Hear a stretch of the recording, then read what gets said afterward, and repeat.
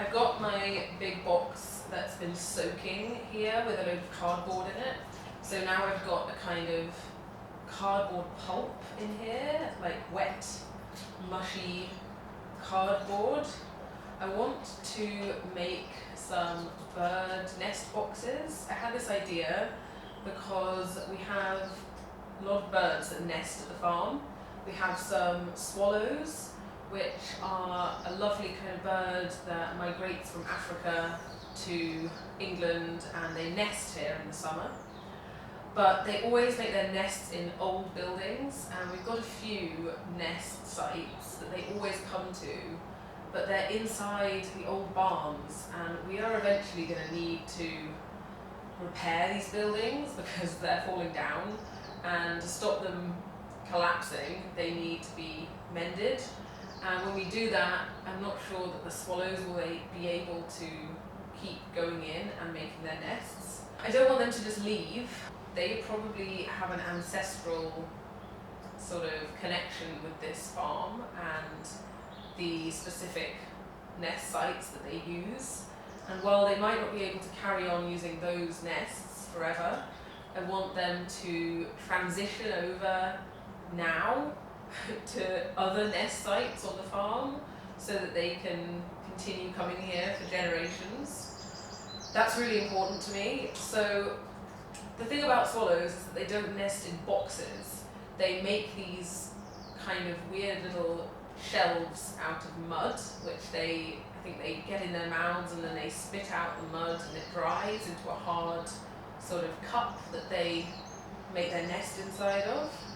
And I thought this cardboard material would kind of act a bit like that, and maybe I could make some kind of nests, like fake nests for them, and put them in the places I'd like them to move to and see if they make nests in them. They're probably very fussy and they probably have their own criteria that I will not be able to meet with my weird cardboard nests. But I just thought it's going to cost me nothing, so I'm going to have a go. So this is the cardboard sludge. It's looking pretty gross, but it's actually an amazing thing because if you get the kind of cardboard that's been molded, then you just have to soak it in water and just break it up a bit like this. It's already in chunks basically. And then when you just squeeze the water out of it all, it turns back into a pretty solid, sturdy material. I used to use it when I was studying at art college to make all kinds of materials because it's so easy and it's free and it's just like readily available. So I think it's a pretty cool material, even though it's quite like gross to work with.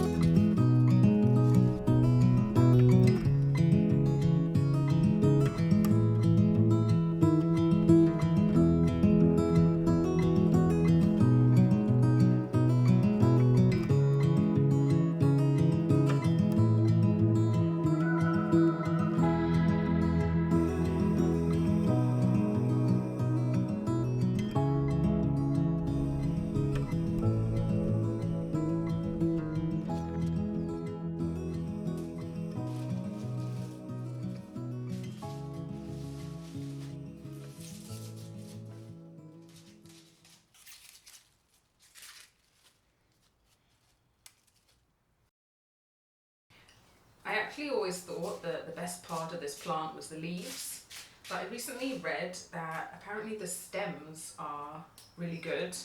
So I've always just thrown the stems away, but I think this time I'm going to try and do something with the stems as the main focus rather than just the leaves.